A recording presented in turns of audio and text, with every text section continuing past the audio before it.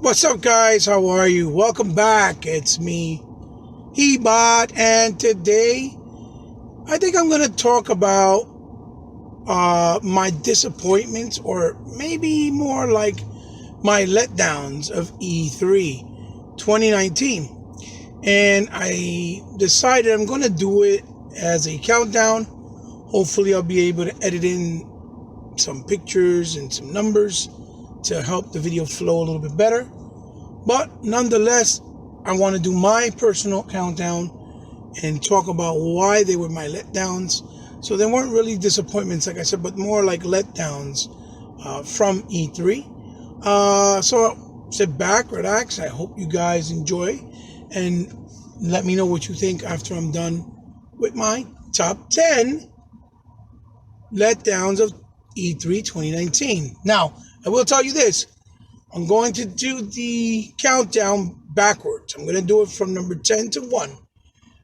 10 being the less or least letdown, all the way to number 1, which is basically my most, biggest, and worst letdown. And big shout outs to all my brothers out here. Before anything, as I go in case you don't finish the video, I'll give you guys a shout out now. You know, people like Sir Merkham, Master Chief, Tuckmaster, E-Rock, Sega Man, Sega Forever, The New Legal, Andre Federico, Ricardo Vasquez, Phase 101, and many, many more like J Long 908, Ghost Rider 730. You know, you guys know who you are. Mr. 100, obviously, 108 Dragons. All my brothers out there that rock out with me, you know, and I rock out with you guys.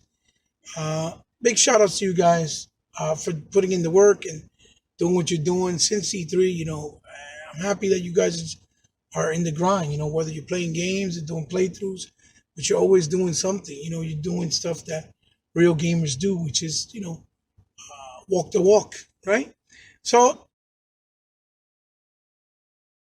let's get started. My number 10 is the Elite Controller, number 2. Now, you guys might think, well, why is he saying the Elite Controller, right? The new Elite Controller, Series 2, right? And maybe you're going to think it's for the wrong reasons, like, you know, because it's too expensive and that, you know, whatever the case may be, and that it's not probably what you think. It's more because I feel like Microsoft went back with this one by listening too much to the fans that like to always find something to complain about, or people that just in general like to always critique, by them taking out the ability to have swappable batteries, whether they're regulars or rechargeable. I think this is a step backwards, and it's a very big risk because a controller now being even more expensive, having more features, and, you know, granted, I do like the elegance and I do like the appeal of not having to swap out batteries, right? It's still a big detracting factor in the fact that if that battery gets ruined and the Elite controller's warranty, you know, obviously runs out because it's not going to be forever, in case something goes wrong with that battery, like it might get damaged inside or get too hot and implode or whatever the case may be, you no longer have the ability to just switch the battery and keep going. Now you have to buy a whole brand new controller. And I feel that that was a very big step back from the first Elite and from the Xbox controllers as a whole in general that they have to offer. That's my number 10. Next, number 9. Ghostwire Tokyo. Shinji Mikami, the mastermind behind Resident Evil and other things that came after, and things like The Evil Within. Now, Shinji Mikami, I love all his games. I think he is a master of his craft, and he always creates different and unique things. And we know him for a lot more for, like, you know, the horror franchise. And I believe he had something to do also with the Devil May Cry series and the action gothic. And the last series he did Evil Within was phenomenal, which didn't really do as well as I think should have. I think it's very underwhelming and underrated. And both those titles are really, really well worth your time as gamers. And he was said that he was going to announce a new game, and he did, and it's called Ghostwire Tokyo.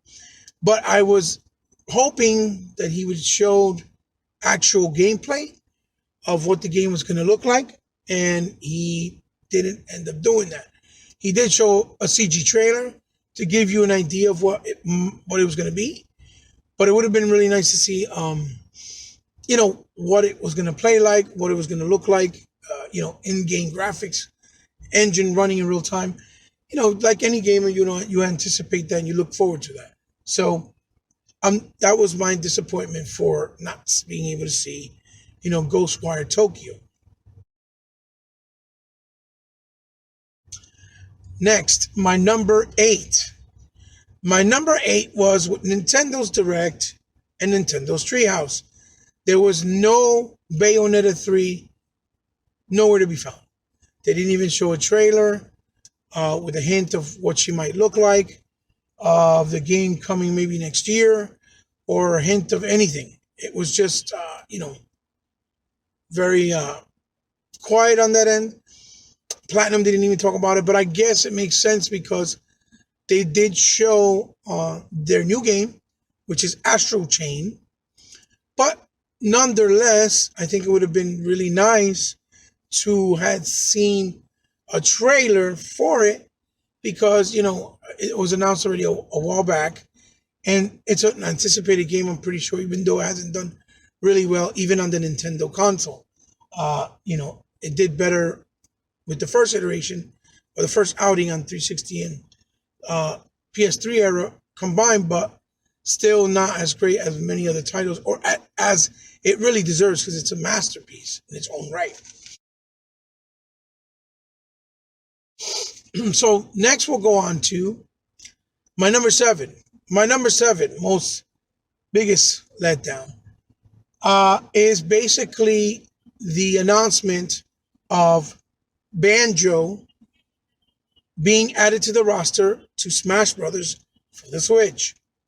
Now, you guys may ask, well, why was that a disappointment to you? Don't get me wrong.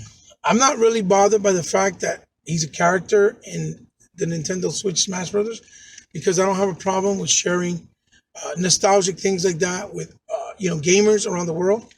I just think it was an announcement that should have been done when or if Microsoft would have announced a new Banjo game for the Xbox One or the Xbox console in general, whether it would be Scarlet or Xbox One. Because I think it wouldn't have felt like kind of maybe like an involuntary slap to the in the face to us, the Xbox gamers and fans. Because although we do got all the first 3 Banjos in backwards compat, and they're actually 4K, they 4K'd them during E3. I think a lot of people have still been anticipating a brand new Banjo, like a Conquer, and it still hasn't come to fruition. And I think if there is one in the works, they should have did this collaboration to allow the character in Smash Brothers when the game would have been announced for the Xbox fans as well. So it wouldn't have felt like, like I said, kind of like an indirect smack. But, it's time will tell. I'm pretty sure if they are doing it, we'll find out sooner than later, obviously. So we'll go on right next to my number 6. My number 6th reason for not really being disappointed and what it is basically they showed us Battletoads, and we've been looking forward to it ever since the announcement last year in E3, and they did say 2019. But they showed no in-depth detail about the game with the developers, and they didn't show not even a release date. They didn't say if it was this year or if it was moved forward to next year. So that leaves a lot of unanswered questions and a lot of unanswered you know, reasons on why. So the curiosity is really high, especially for me, because beat 'em ups are my favorite genre, and Battletoads is obviously something I love and adore and near and dear to my heart that I really enjoyed, since I was in, the NES and Master System era with, Battletoads Double Dragon, Battletoads with versus Double Dragon and things like, the arcade one. I didn't really like the NES one too much, but it was okay. So that was my disappointment on my, on my number 6 slot, that they didn't give us at least a release date or some more in-depth featurette with the developers. So we'll move right along to my number 5. My number 5 most disappointing moment of this year's E3 was the lack of another trailer for Gears of War 5 for the campaign. And I still added this on here because this video and thought of this video was on my mind ever since E3. But I know why ever since then they did it, because they're trying to make it a whole summer event where they're going to do things all around in different parts of the world with Gears and the tournaments and things of that nature leading up to the release. And they're going to show us more when it gets closer to the release.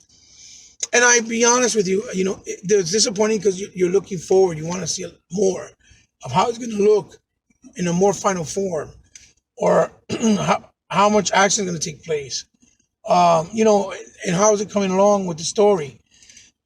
Although I'm pretty sure we will not be disappointed at the end of the day. I'm pretty sure of that. But it still would have been nice to see it, So that's why I put it in my number 5. But I think also it might be that they want to keep up the hype and anticipation, more low pro. So when you get your hands on it, it's more impactful. So I can understand why they tried to do it.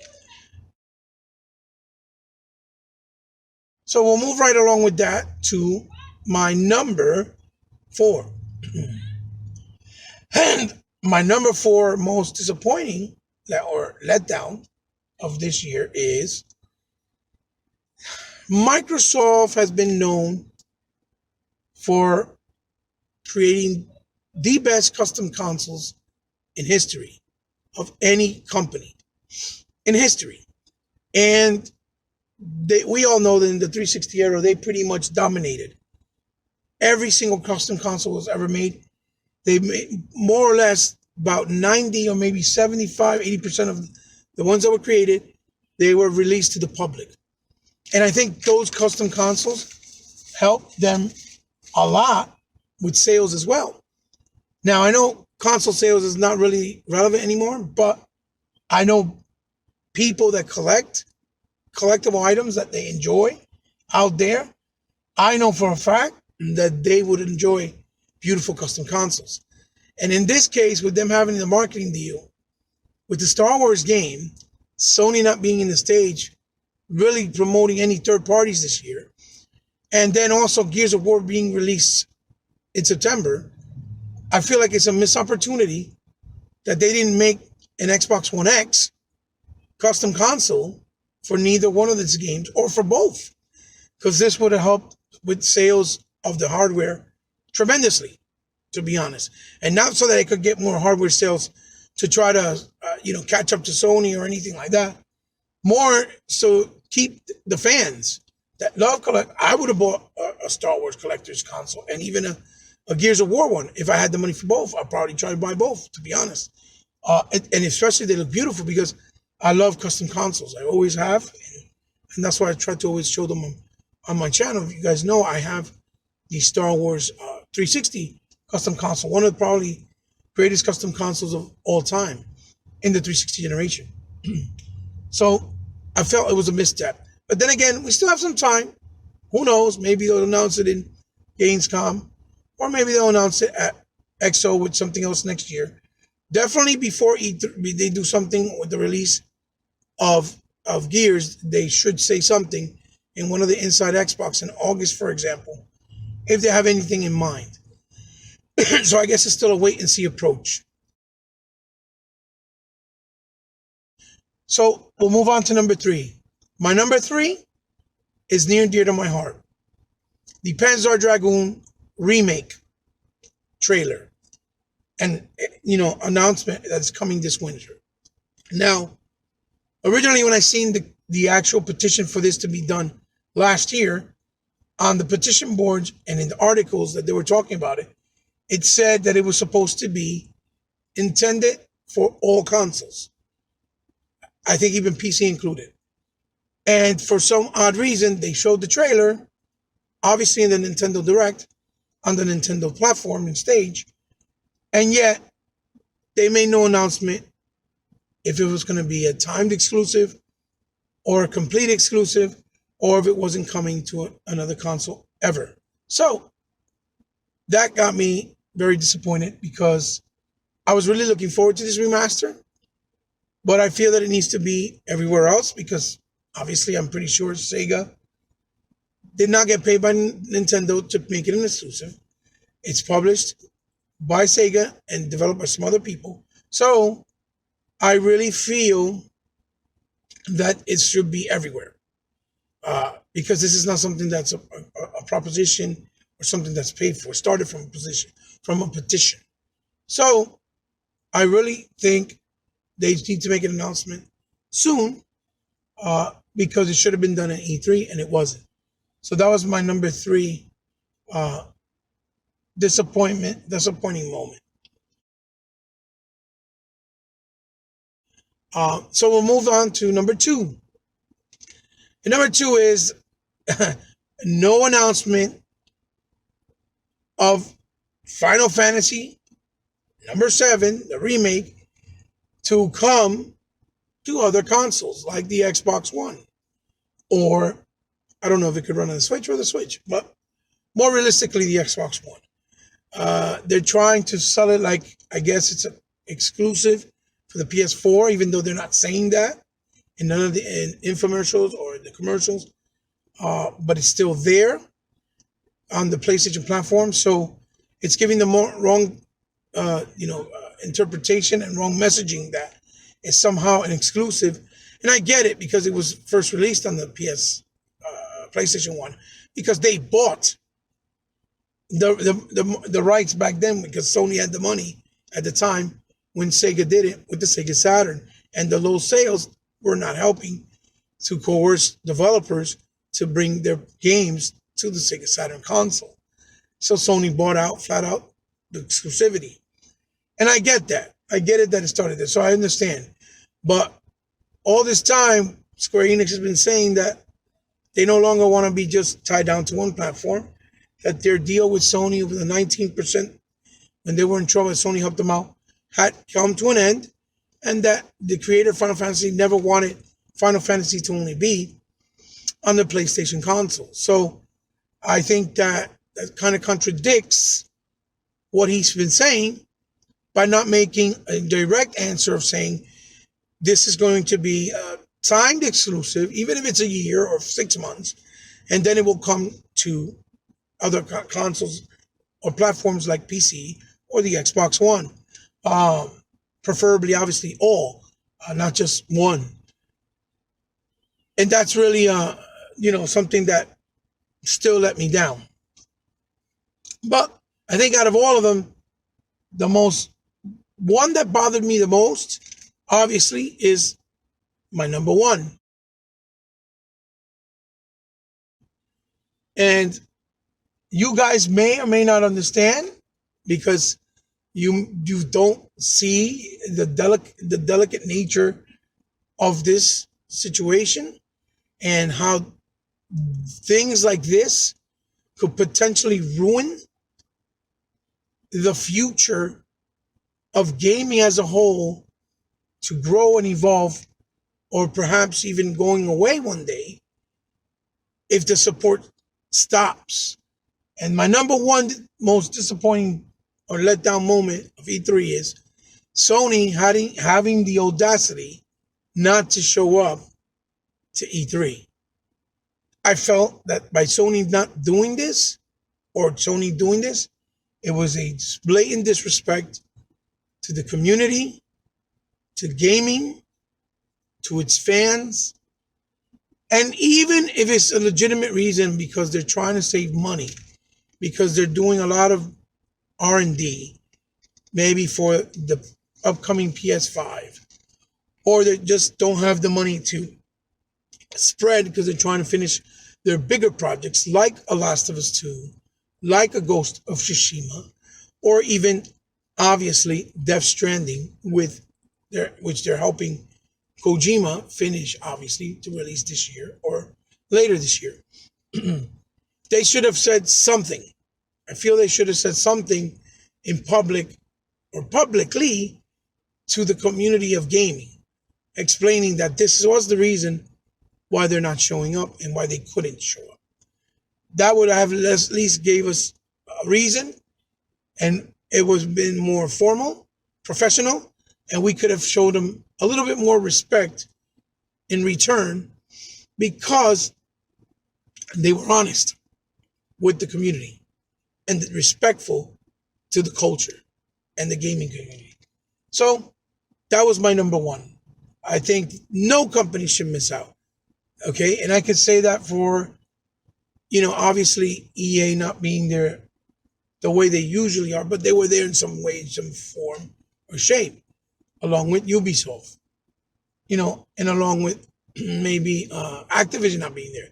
I think Activision is because they're also in a bind and have made a lot of bad decisions, and they're trying to fix everything up so they can do separate things with their Call of Duty franchise.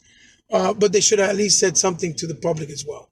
But that's my number one main reason. And that's pretty much how I felt. So guys, there you have it.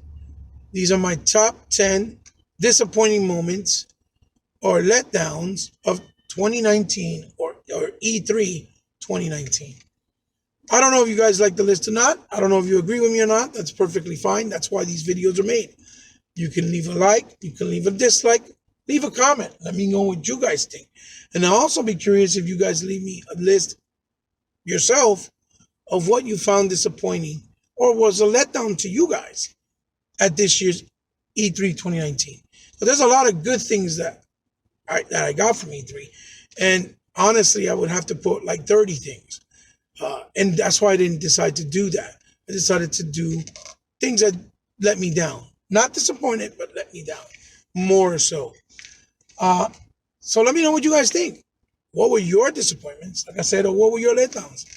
I'm really curious to know. I'm really curious to see what they are. So once again, guys, thank you for joining me. Love each and every one of you for your continued support, your continued shown, act of kindness, coming to my channel and showing me that you care and that you care about what I have to say and just giving me the time to hearing me out and listening to my words. That means the world to me. So if you're new to my channel as well, thank you for stopping by. And if you subscribe, thank you for subscribing, because I know you don't have to. But since you did, it means the world to me. And now I consider you part of my family. So, guys, if you want to help out, I have a Patreon, I have a PayPal account. You're more than welcome to. It's not a mandatory thing.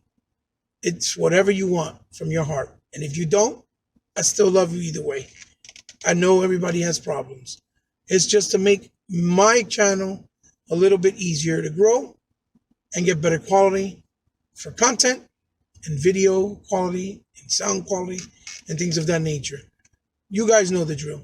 So having a low subscriber base doesn't really help out. And not having any super chats or sponsors or ads also don't help. So you guys know.